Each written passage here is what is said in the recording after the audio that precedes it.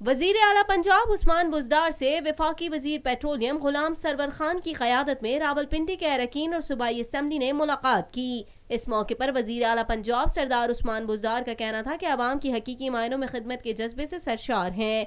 हमारा सिर्फ एक ही एजेंडा है और वो सिर्फ अवामी खिदमत है।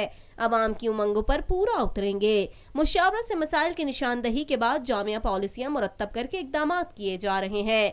वजीर आला पंजाब का कहना था कि मईशत को बहाल करने के लिए मुश्किल फैसले किए गए हैं। अवाम भरोसा रखे ये मुश्किलात वक्ती हैं। तहरीक इंसाफ की क़यादत अवामी मैंडेट पर पूरा उतरेगी।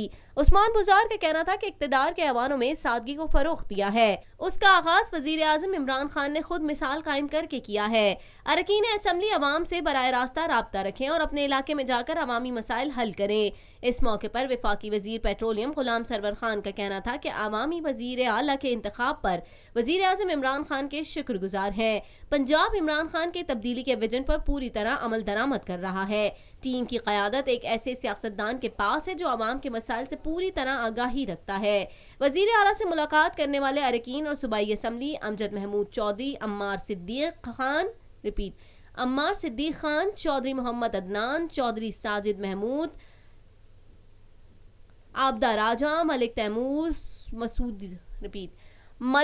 मसूद, राजा सगीर, उमर तनवीर बट, वासिक अब्बासी, चौधरी जावेद कौसर और दीगर शामिल थे।